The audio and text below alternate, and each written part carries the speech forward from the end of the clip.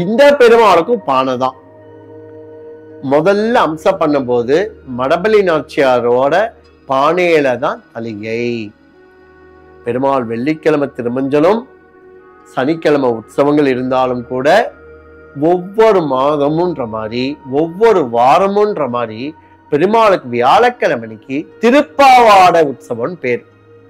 திருப்பாவாடை உற்சவம்ன்றது என்னன்னு கேட்டீங்கன்னா, ஒரு பெரிய வெள்ளி பீடமாட்டம் ஒன்று வச்சு அதுல 21 கூட புளியோரை. எதுக்காக 21 சொல்றோம்? 21ன்றது என்னன்னு கேட்டீங்கன்னா 2 1 3. பெருமாளுக்கு பத்மாவதி தாயார், அலமேலுமங்க தாயார் 2 தாயார். அந்த 2 தாயாரும் பெருமாளும் சேர்ந்து 3 பேரும் அந்த பிரசாதத்தை ஸ்ரீக்கிறாளாம், அதாவது அம்சம் பண்றா. அதுக்காக தான் இன்னைக்கும் பார்த்தீங்கன்னா 21 கூடையில புளியோரைய பண்ணி அதை கோபுரமா கட்டி திருமண்காப்பு சாத்தி நடுவுல ஒரு சின்ன வெள்ளி சொம்போட கூச்சத்துல தீர்த்தத்தை வச்சு மூலவருக்கு ஏத்தாப்புல கற்பூரார்த்தி பண்ணுவா. ஒவ்வொரு வியாழக்கிழமையும் நீங்க திருப்பதியில போய் பாருங்க, திருப்பாவாடை உற்சவம் அவ்வளவு பிரமாதமா நடக்கும். இந்த திருப்பாவாடை உற்சவம் எதுக்காக சில பேர் பிரார்த்தனை பண்ணி பண்றான்னு கேட்டீங்கன்னா, கல்யாணம் ஆகாதவா, குறிப்பா கடன் பிரச்சனைகள் யாருக்கு இருக்கோ அவர்கிட்ட மனசார அந்த பிரார்த்தனைய வேண்டிண்டு, இந்த மாதிரி நான் உனக்கு திருப்பாவாடை உற்சவம் பண்றேன்ப்பான்னு வேண்டிண்டு நீங்க எப்ப வேணா பண்ணிக்கலாம். அந்த மனசார வேண்டின்ட்டாலே அடுத்த 2 வாரத்துக்குள்ள அந்த கடன் பிரச்சனையை தீர்த்துருவாராம். ஆனா பண்ணாம இருக்கக்கூடாது. அதான் முதல்ல சொன்ன மாதிரி, தருகின்ற காணிக்கை ஏற்பார், தவறேதும் நேர்ந்தாலே விளையாடி பார்ப்பார். அப்போ என்ன செய்யற பெருமாள்? விளையாடிதான் பார்ப்பார். பத்தியா நம்ம இவ்வளவு பண்றோம், அவன் என்ன பண்றான் பாரு, அவன் பிரார்த்தனையை பண்ணிட்டான், எனக்கு பண்ணாம இருக்கான், அவனை ஒரு விளையாட்டு விளையாடி பார்க்கிறேன். அப்படிப்பட்ட ஒரு பெருமாளுடைய வைபவங்கள் எவ்வளவு ஆச்சரியமா நமக்கு தரக்கூடிய ஒரு விசேஷங்கள்.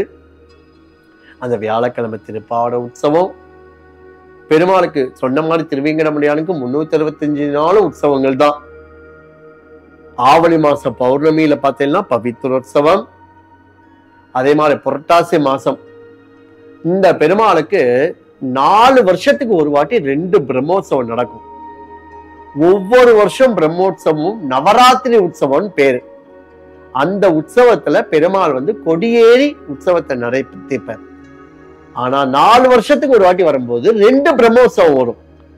அதுல முதல் பிரம்மோற்சவத்துக்கு கொடியேற்றிப்பார், 2வது உற்சவமாகப்பட்ட நவராத்திரி உற்சவத்துக்கு கொடியேற்றிக்க மாட்டார். அது தாயாருக்காக பண்ணிக்கிற உற்சவம். அதனால இன்னைக்கு நீங்க போய் பாருங்க, 4 வருஷத்துக்கு ஒரு வாட்டி பெருமாள் திருவேங்கடமுடியான் திருப்பதி பெருமாளுக்கு 2 பிரம்மோற்சவங்கள் நடக்கும். வருஷா வருஷம் நடத்தக்கூடிய வருடாந்திர பிரம்மோற்சவம். அந்த பிரம்மோற்சவ காலத்துல பெருமாளை நீங்க பார்க்கணுமே, காத்தாலையும் சாயங்காலமும் ஒவ்வொரு வாகனத்துல முதல் நாளில் ஒளி மிகுந்த சேஷ வாகனம், ஆதிசேஷன் வாகனத்தோட உபயநாச்சிமாரோட ஏழ்ற அழகு, அம்ச வாகனத்தோட ஏழ்ற ஒரு அழகு எவ்வளவு ஆச்சரியமா நம்ம பாருங்க. அந்த 10 நாட்கள் பெருமாளுடைய வாகனங்கள் நம்ம சொல்றோம். அந்த திருப்பதி பெருமாளுக்கு பிரம்மோற்சவம்னாலே 20 நாளைக்கு முன்னாடில இருந்தே பார்த்தீங்கன்னா நம்ம சென்னையில இருக்கிற தம்புச்செட்டி ஸ்ட்ரீட்ல போய் பாருங்க.